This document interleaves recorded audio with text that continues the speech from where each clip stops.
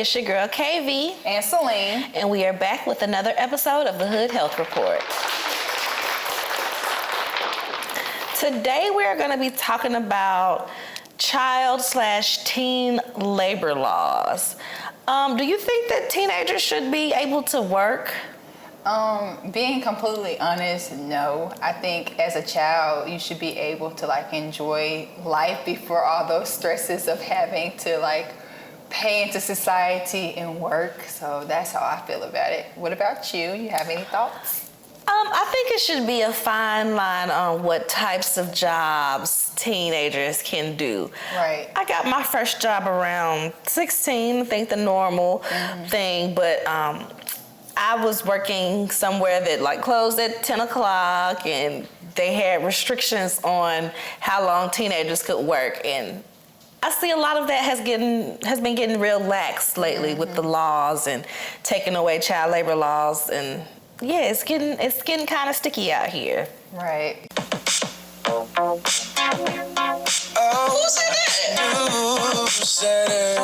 So we're going to start with history of child labor in the United States, part 1, little children working. So by 1820, children made up more than 40% of the mill employees in at least 3 New England states.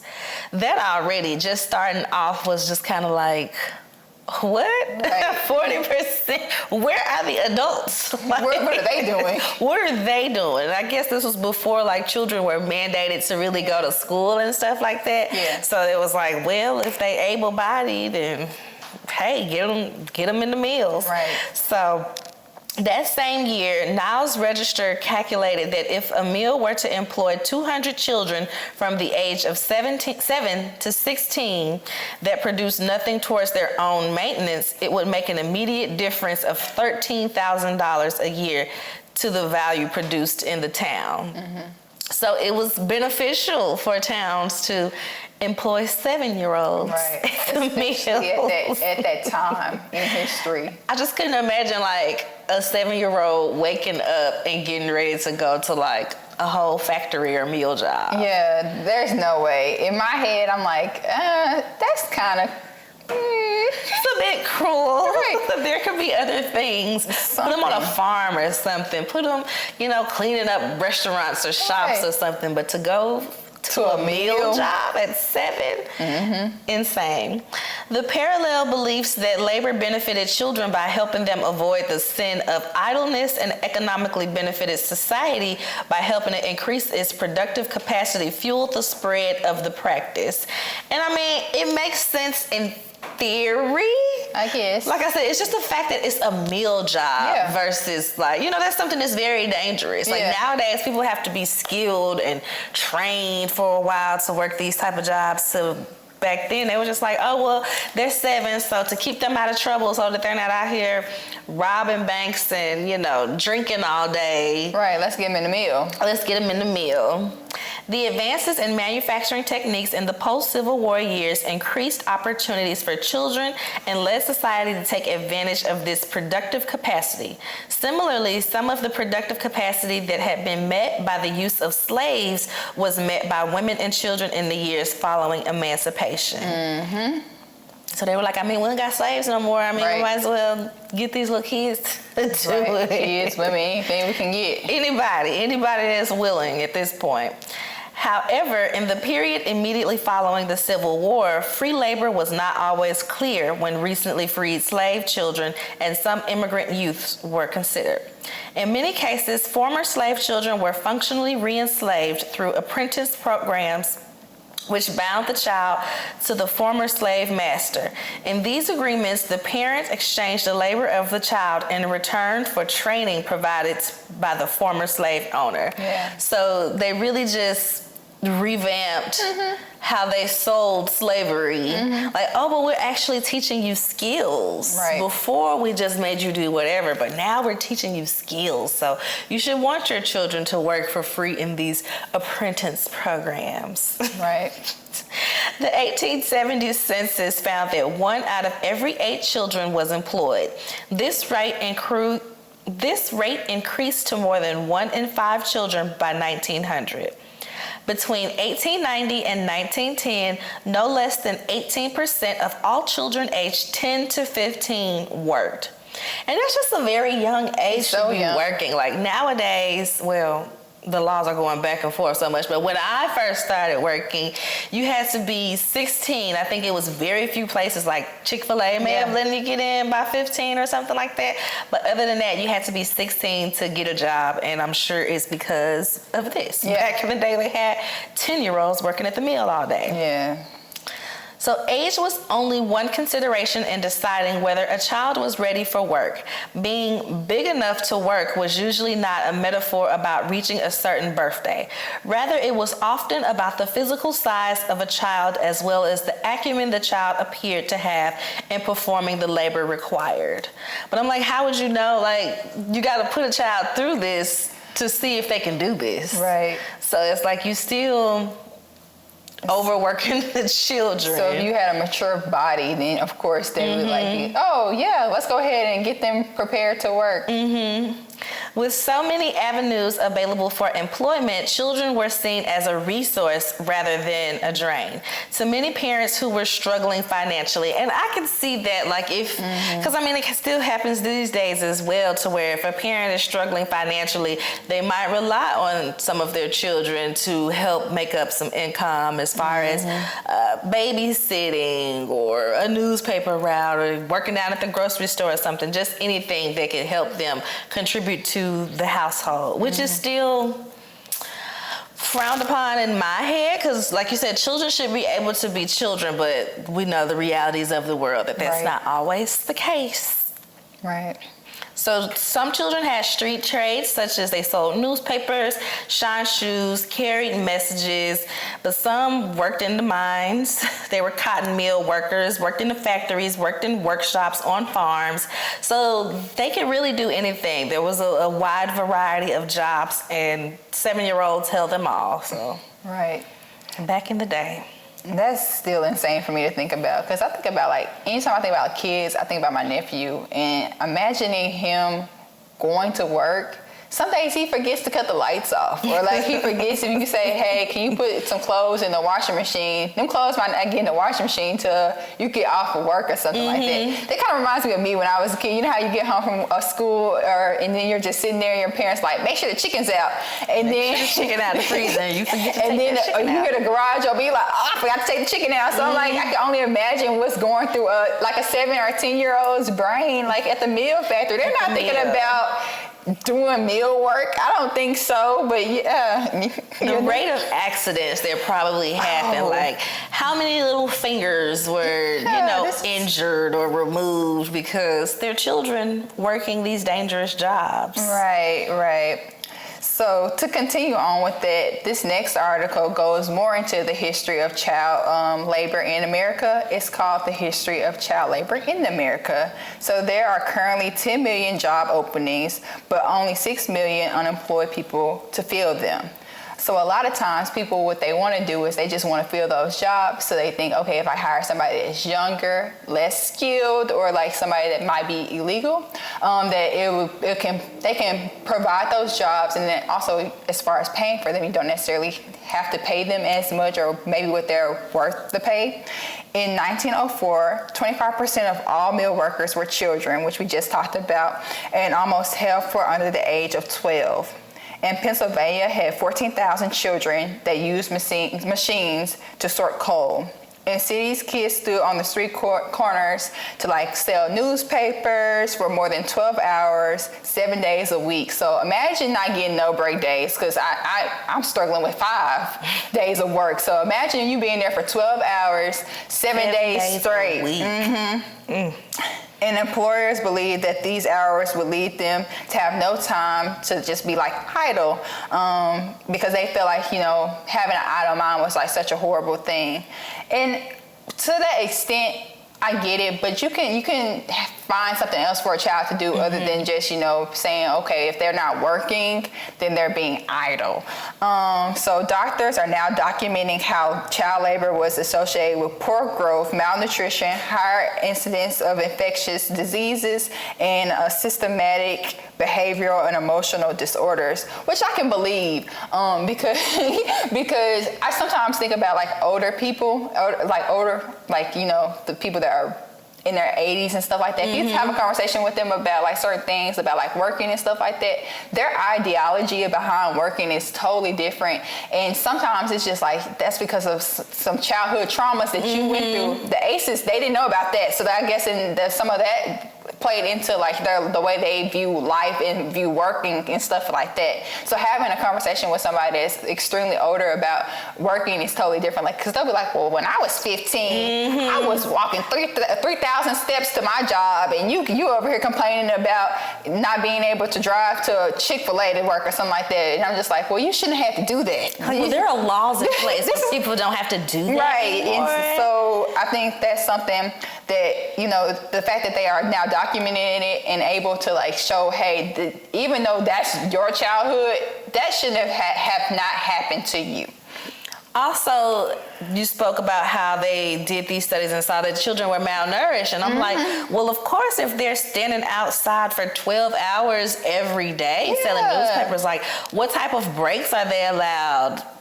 Do you run out and take them an apple to eat while they're out there still working? Do they get a chance to sit down and have a nutritious meal, or do they just eat before their shift and at the end of their shift and just work in between? And like you said, the behavioral problems and the emotional disorders, because all they know is work. If you're working at 7 years old, you're not building connections with your peers that are important to your development. So of course they're having all of these issues and don't know how to connect with people because they were never allowed that time to as children. Right. Even what you mentioned in like the lunch breaks and stuff like that, those weren't always regulated. Exactly. So it might have been kids that weren't eating. I mean, that's a problem. And then also not only that, but it's like, you think about the kids, but you also got to think about the adults, because if the kids are following these really strict work hours, the adults are more than likely doing the same thing. So it's just creating a whole bunch of chaos throughout the whole community that they're supposed to be trying to build up.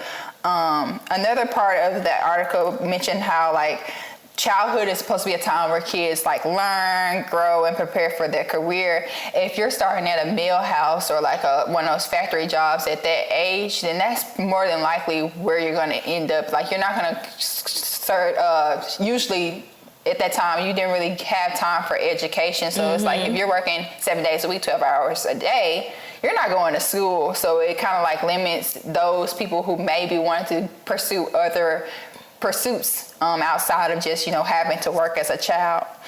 And then also, sooner than later, employers would have to offer, they had to start offering wages that were, able to attract adults for these jobs because of the competitive market, which I think a lot of times the reason why they go for those younger kids is because they're able to pay them at lower rates. Whereas if you have somebody that's educated and knows their rights, and they're like, okay, I won't want to work for that. Because I know when I was a kid, and it doesn't apply now, but I feel like when I was a kid growing up, if I was offered like $10 an hour, I'd be like, oh, I'm making some money. Like, I still remember my first check. It was probably like $200, and I felt so rich. I was like, oh, I don't have to ask my mom for nothing no more. Which is no bills, like. Right. So just imagine like with kids when they're like, oh, okay, well, I'm making some type of money. They don't understand like necessarily that the amount that they're paying them could be like really short. Right. Especially in these days, some kids probably got like $2 and a sticker. Just something real simple to attract them to working. To whereas adults, they would have to pay them $10. So it's like, we'd rather employ these little kids or these, illegal people to where we can cut costs and get over, for sure. Yeah, it's a mess. So jumping ship a little bit, I know a lot of y'all are wondering about some of the bills that are currently being passed, and y'all may not be surprised by this, but this next article, Iowa Senate passes child labor bill in pre-dawn session, talks about some of the bills that are underway in Iowa. So the Iowa legislature went into session debating on the bill for the youth employment. The vote on the Senate file 542, also known as SF542, and the Iowa Senate passed by a margin of 32-17. All Democrats voted against it, as well as 2 Republicans. The bill will allow 14-year-old kids to work for 6 hours at night shifts, and it also allows 15-year-olds to work in plants or in assembly lines for moving items that can be up to 50 pounds. It allows for 16 and 17-year-olds to be able to serve alcohol. Many Democrats say that this is dangerous for kids and putting them at risk because these jobs are so risky. But Republicans argue that that's not true and that they are giving more kids opportunities to earn money. So, how do you feel about that? Like, imagine having a 14-year-old be able to work night shifts up to like 6 hours at night, or like, you know, a 15-year-old being able to pick up these heavy boxes on assembly lines. And then also the one I think is kind of crazy is the 16 and 17-year-olds being able to serve alcohol. So I think it's all crazy. I think that children should not be able to work overnight. Mm-hmm. They need that rest. They're still developing mentally and physically. So this could stunt their growth in multiple ways, having to work overnight, especially like they're still school age. So they're still kind of required to be in somebody's school getting a free education at that age. And the serving alcohol, absolutely not, because you sound like a parent. Absolutely not. Absolutely not. Nowadays, people are supposed to have a liquor license to even serve alcohol. So even as adults, they have to go through some type of certification to serve alcohol, but just throwing children out there to do these jobs, nobody should be able to serve alcohol if they're not old enough to drink the alcohol. Let's start there. So yeah, it's all crazy. Yeah, so that's my thought. So the alcohol is crazy because you're asking a child that's 16 to 17 to serve somebody liquor. If you're asking them to serve it and they can't drink it themselves, what makes you think that this child isn't going to try this alcohol, or what makes you think that they wouldn't serve it to anybody? So let's say their little friend Sally Sue come into the bar. They're not about to card Sally Sue. They about to give Sally Sue whatever they want to give Sally Sue. So now you got kids underage drinking, as well as, you know, the fact that the kid is not supposed to have it themselves.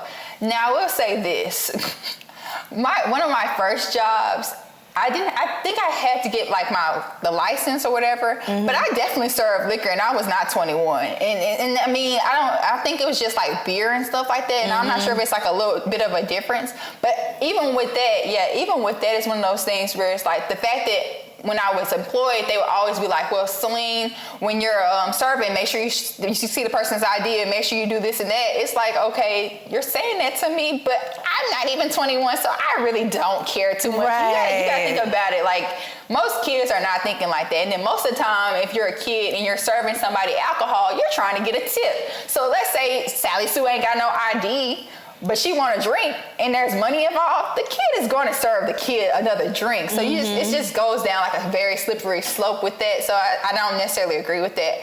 Also in this article, I thought it was interesting, or not necessarily interesting, because it's a given. The fact that the Republicans were so like, oh, okay, this is great. This is so many opportunities for these kids. But I think that's because it doesn't necessarily affect their kids. Exactly. Because these types of jobs are not jobs that their kids are going to have to work. These are jobs for low-income families most of the time, because most times when a child is working at these ages, it's because they're trying to support somebody else. So I found that very interesting. Or themselves.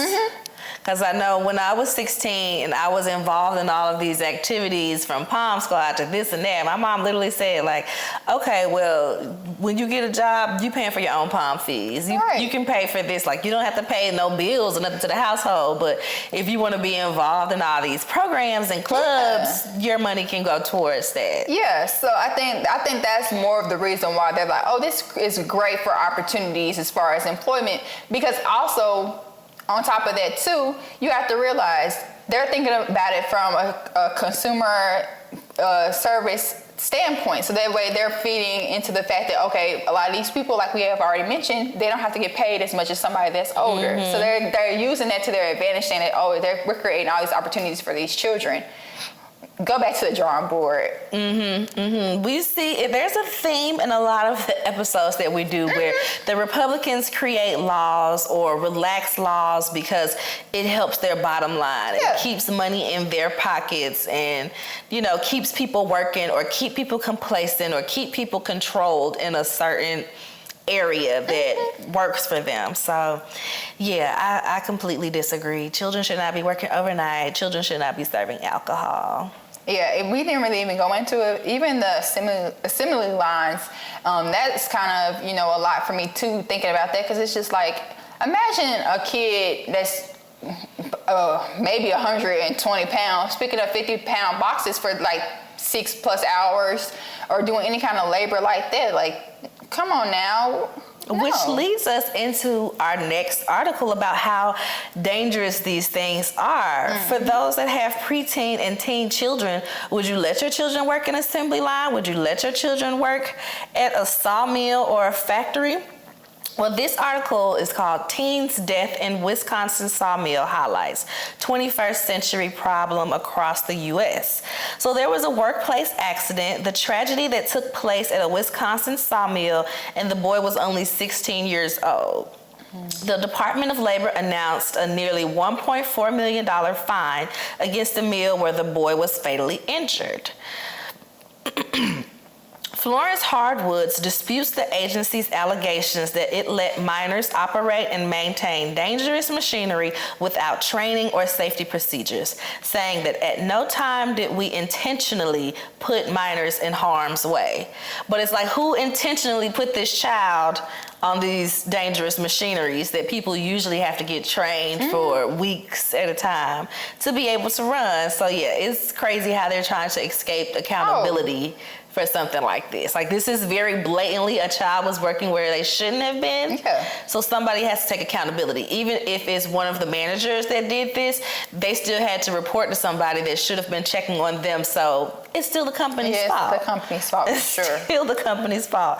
This incident reflects the growing number of children and teens around the U.S. working in hazardous jobs meant for adults, a violation of federal laws aimed at protecting minors. And these are jobs where adults themselves end up injured a lot of the times. So to have an unskilled child working these jobs, it's like, what happened to waiting tables? What happened to, working at the ice cream shop and things of that nature? Like, why should a child be able to work in a sawmill? Because kind of like you said, I'm not necessarily against kids working, but it's like the type of jobs they want these kids to work. It's feeding back into, like I said earlier, these are jobs that you wouldn't want your child in, but since this probably doesn't affect your child, it's okay for other children to do these things.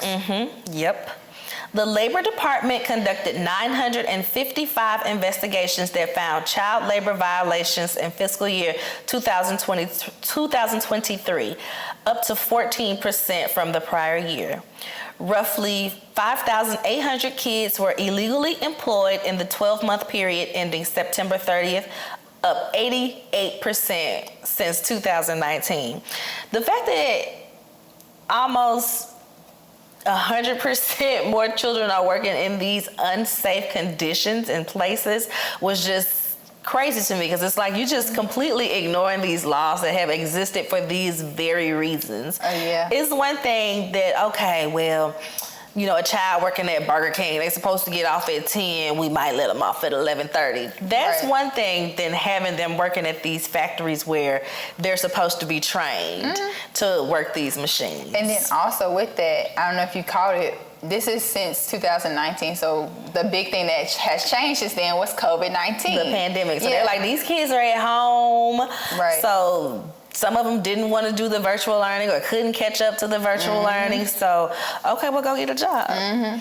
And then school gets back in. And that was one of the things that we talked about with that was schools got back in. There was a huge drop from the pre-pandemic numbers. So a lot of those kids never returned back to school. And here in this article, we see why. They were working. A lot of them had to pick up some slack in other places. Yep, especially if the parents had to stay home to be with younger children, then they was going to let those teens go off and work to bring in some type of income. So according to the Bureau of Labor Statistics, 57 children 15 years and younger died from injuries sustained at work between the years of 2018 and 2022. 68 teens aged 16 to 17 died on the job during the same 5-year period. Yeah. So this was crazy to me because it's like, that's over 100 children between the ages of 15 to 17. Well, not even 15 to 17, 17 and younger that died on the job from working these dangerous jobs. And that was even pre-COVID numbers as well. And that's not even including if you got injured. That's just like if that person passed away. Exactly. So it's probably a lot higher. It's definitely a lot higher if we, account for the injuries that these children have sustained as well. In the 1990s, federal watchdogs looking into reports of employers using underage workers would typically find teens working overly long hours in malls, movie theaters, and grocery stores. Like I said, it's not the right thing to do, but it's a lot more understandable than having them in dangerous conditions. Right. In the worst cases, minors would be discovered in grueling jobs like farming or construction. In recent years, however, investigators have documented a surge in underage workers in potentially dangerous jobs. Among other types of work, young employees are now found in manufacturing facilities and in meat processing plants where the work might entail using toxic chemicals to clean the blood and other remains on the slaughterhouse floor. That was disturbing for me because it's like, we're letting them work in meat processing plants where they might not be fully trained because, it's just easy to get them in there and pay them cheap. And then this is the food that we consume. Oh, yeah. This is the food that we consume. Goes back to the food waste episode, because it's like a lot of foods, sometimes they like clean it out, they have mold on it and stuff like that. We're putting it in our bodies, and you just never know. And they're probably just like, oh, okay, well, it's late at night, I don't feel like going through this, let it through. You think about adults not following guidelines, but children really wouldn't care as much because they don't understand the repercussions of their actions. So, that was pretty disturbing of a fact to read. So this is a 21st century problem in the United States. This isn't a third world country. In the United States, this is happening now. We have very young minors doing serious hazardous jobs using dangerous equipment. And that was another thing I thought about. Like, we are not living in a place where these children don't have anything else to do. Right. They're supposed to be at school. It's not like we don't have enough schools for the children. It's not like we are in some destitute land that, may need children to truly up the economic value of a place. Like, no, we have things in place for these children to do. So that was the part that when I was looking at some of these figures, I'm like, this is America. This is America. Okay. All righty. In recent years, a lot of migrant children fleeing poverty and violence in Latin America have provided a pipeline of workers for employers willing to exploit them, particularly given that many kids arrive in the U.S. without a parent. Yeah. A number of states are also moving to weaken rules against child labor. Since 2021, at least 10 states have introduced or passed laws rolling back protections for children.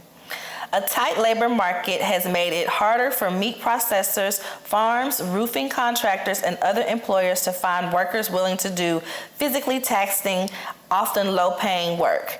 And this is another thing I thought about, how people don't want immigrants to be able to come here. And then they're filling these jobs that nobody wants. So now you're looking to children to fill these jobs that nobody wants. And it's just like, we had people working. We had people that were willing to work in these positions, but you sent them away because they weren't born here. True. And then also, if you're not looking at it from that aspect, it's also a pay aspect thing. So it's like, if you're saying that this is hard work, it's a lot of labor, pay those people accordingly. Then they might want to do some of the work. But you think you're going to get somebody here that knows, hey, I should be making this amount of money, or I need this amount of money to live and to survive.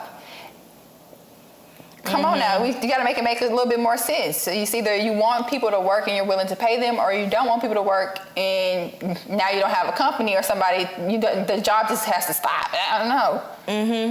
The maximum civil monetary penalty for child labor violation is $15,000 and 130. Did I say that right? 15,138. 15,000. Yeah. The maximum civil monetary penalty for a child labor violation is $15,138 per child.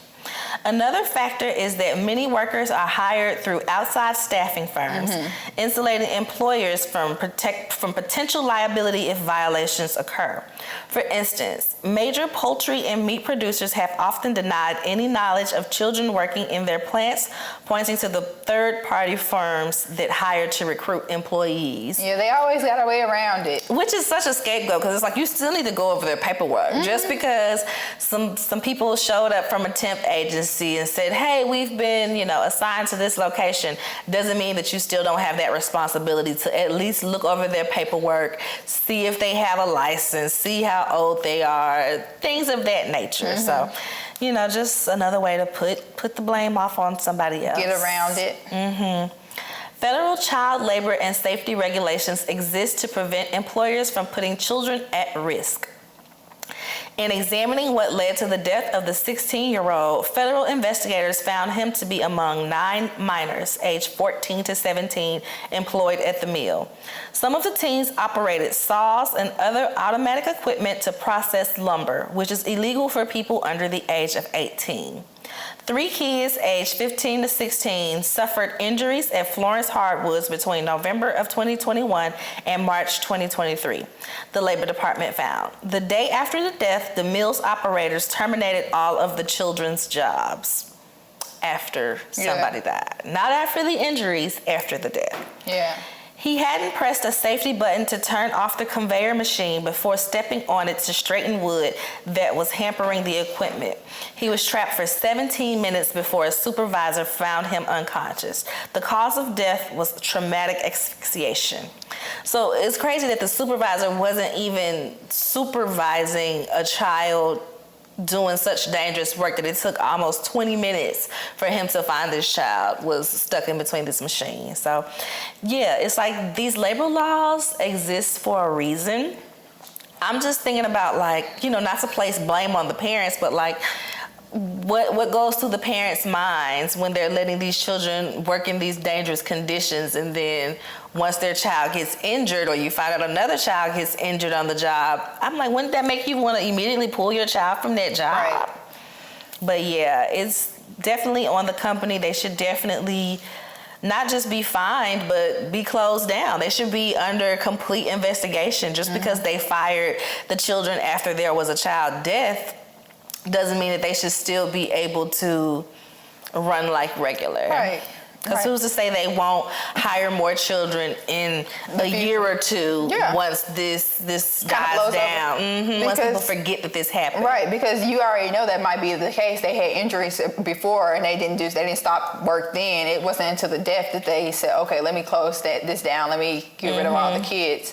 And on top of that, it wasn't like it was just one child. It was like, what'd you say, 9? Was it 9 kids? Something like that. Yeah. Almost double digits over the few years. Yeah. Oh no, it was almost 20. Ooh. Almost 20 suffered injuries within 2021 to 2023 at this one place. Yeah, so they have a history of doing this, and it just proves that, first of all, kids shouldn't be in those types of jobs. If you're hiring and you know this, you can't tell me you don't know a child is young or that they aren't showing signs that they aren't fully developed. Come on now. So I think. And this kid looked like a kid. Yeah, that's what I'm saying. Even if it didn't look like a kid, it's like, come on. You can't even blame the a parent sometimes, well, you can blame the parent a little bit, but you also have to blame the company as well. The company is doing the hiring. Yeah. The family is looking for survival, just a way to get things done, to whereas this company is trying to skirt around laws and paying people adequate pay. So yes, it's all crazy. So this next article, Congress set to roll back extra safety rule in teen trucking program. Went from sawmills to the trucking industry. Before we even get started on this, I would not want a teen driving long hours. It's dangerous for people, for grown people to be driving long hours in the trucking business. So this was just kind of like, we're doing what now? Yeah. Congress looks to undo a safety requirement that the trucking industry says has held back participation in a program for younger drivers. Lawmakers unveiled a bipartisan budget bill on Sunday that would fund certain federal agencies through the end of the fiscal year, with a rider blocking the Department of Transportation from requiring freight carriers to point cameras at apprentice truck drivers. Yeah. As much as kids like to text and drive, that would be my first thought when it comes to teens driving these trucks. Mine is just they're not experienced. They're not experienced. Like, they have not been driving long enough to know defensive driving or to know how to navigate. And then, mind you, this not type even of a car. thing. They in a truck. A truck. 18-wheelers. 18-wheelers. Federal law requires long-haul truckers to be at least 21 years old, but Congress told the department to let truck companies try out drivers aged 18 to 20 as a part of the pilot program. The Safe Driver Apprentice Program was supposed to help the trucking industry with its hiring roles, bringing in thousands of eager young drivers, but only a few dozen apprentices have signed up, according to the latest data. The bipartisan infrastructure law required participating freighters to have modern safety technology on their trucks, such as collision mitigation systems, and the Transportation Department added an extra requirement for inward-facing cameras. Another possible explanation for the low enrollment is that younger workers aren't interested in becoming long-haul truckers, which involves spending weeks away from home when unemployment is low and easier jobs are readily available. Younger drivers are known to present higher risk on the road, so the pilot program requires extensive mentoring in addition to high-tech safety equipment, with the goal of studying whether the requirements can mitigate the danger. Yeah. Like I said, the higher risk, being on the phone, all of these other things where it's just like, no, they should not be doing long haul drives in a truck. So this is my thought process, because sometimes, you know, you can have like a compromise or something like that. So let's say kids are really interested in driving trucks. This kid's always want to be a truck driver. Instead of it being like, you know, where they have to drive the truck, why not have it set up where there is a experienced driver and then they do like an internship where they get to go, experience riding in the truck with the driver. They kind of mentor them. They kind of teach them about it, because for me, my dad, he was a truck driver for a period of time. So when he drives, or when he used to drive, he used to always explain to me certain things that I didn't necessarily understand about trucks. That's the reason why I'm so, like, you know, cautious when I'm on the road with trucks. A lot of times, younger people don't even realize if you cut in front of an 18-wheeler, it's hard for them to stop. They don't stop. Or if you do certain things, then it's more prone for them to get into an accident. So you have this unexperienced driver that's underage trying to drive a truck and doesn't necessarily understand those things. Why not set them up, if you are going to allow them to be in the truck, to have a better experience? Whereas you're just throwing them out there with the hopes of, oh, okay, they're so happy to be here kind of mindset. So, I do think, I do think it's a way that they could get that experience, but not necessarily that they need to be the person driving the truck. But I think they also don't want to do that, because then they have to pay for somebody not necessarily doing the actual driving portion of it. They're trying to, you know, avoid that. But I don't think it's smart. I don't think it's a good idea. It's just a lot of things that you don't necessarily understand about driving trucks like that, especially at that age, because it's like, for most states, you can't get your driver's license until 15 or some states 14, but 15, 16. So it's like 16, because you can only get your learner's permit before that. Yeah, so a lot of students or kids, they have only been driving for maybe 2 years, if that. And then for the most part, they don't have CDLs, so they're not driving trucks before when they're 16. They're driving cars, or some of these kids might not even have a car. They might be using their parents' car. They may not have ever driven a car before this. So it's just certain things like that I think you have to be a little bit more aware of and put a little bit more thought into. I don't think this is necessarily thought out the best. Not at all. Added on to that, the what it takes to drive long distance, even in a regular right car, yet alone an 18-wheeler is very stringent on somebody's mental. But yeah, mental, not only mental, your body. If sometimes when they're driving through different time zones. So like those types of things. A lot of times, trucking companies don't necessarily pay for you to stay in hotels and stuff like that. They have like a little extended back area where you're supposed to rest at rest stops. As far as even those, like, I know that they mentioned having those monitors on the trucks and stuff like that. That's great, but compared to a small car and a truck, sometimes those monitors aren't necessarily going to catch some of those movements. You have to be aware of that. It's a lot of things that I just feel like as a child I wouldn't feel comfortable or want a child behind a 18-wheeler because of that. And then you have to think about other drivers. You're not just, it's not like only 18-wheelers are on the street. It's other drivers. And you know, growing up in Memphis, you have people that cut off, do all kinds of stuff. So you have to play into that. And a lot of times kids are driving through areas that they've never been. I know when I drive through areas I've never been, I'm constantly trying to look at the GPS or trying to figure out so I'm not missing turns and stuff like that. So to wrap everything up, I'm going to go over some of the Child Labor Act initiatives in the state of Tennessee.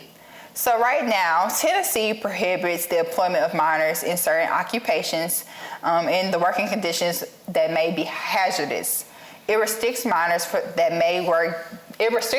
so that they cannot work during school days, and a number of hours are limited. So work hours for 14, 15-year-old students while school is in session there is no more than 3 hours per day, and no earlier than 7 a.m. and no later than 9 p.m. and no more than 18 hours per week. That's what a 14 to 15-year-old worker can do. While school is not in session, they are allowed to work no more than 8 hours a day, and they are allowed to not work earlier than 6 a.m. and no later than 9 p.m. and no more than 40 hours per week. So over the summer, Christmas break, those types of things. 16 and 17-year-olds may not work during hours that they are required to attend class. So they can be employed between the hours of They can also be employed up until the hours of 10 p.m. and they can start work as early as 6 a.m. Sunday through Thursday, preceding a school day. And then a minor must be provided a 30-minute unpaid break or meal period if they work more than 6 hours consecutively. I know we talked about lunches earlier. And this provides expectations for these laws when they are on, that little work-based program. So sometimes schools allow a child to get out of work early so they can do like a work-based learning activity. I think these laws are they're okay because they have like a couple of stipulations on them. Yeah. So yeah, these laws are laws for a reason, and they should be adopted by all. I know different states have different things, but there should be an overall standard that is followed so that children are not working in unsafe conditions. It should be mall jobs, it should be restaurants and movie theaters, not factories and sawmills and meat processing plants. Like, that's just outrageous. But It is. Yeah, I don't think they should work in it. I have like little mixed feelings because I do understand sometimes children feel like they have to work because they don't have somebody to provide for them. So like sometimes the amount of hours, but then I think it kind of depends on the management too. I think not only should there be laws, but there should be like management held to like a certain extent, and then also training for those managers that have to deal with children, so that way it's like more cohesive on all levels. So tell us what you guys think about these teen labor laws and teens working in sawmills and dangerous conditions. And that will conclude this episode of Hood Health Report. So this is a wrap for this episode. I hope y'all enjoyed it. You can follow us on Instagram, which is Hood Health Report, as well as Facebook and Twitter, Hood Health Pod. We also have a TikTok page now, Hood Health Report. Follow us there. Yeah. Don't forget to subscribe to the YouTube channel. All of the links will be in the descriptions and the bios for you to click on. Tap, like, comment, do it all. Subscribe, all of the things. Share it with a friend. Yes. Share it on your social media. If you have a TikTok, make a little video, send it. Let us know you're out there watching.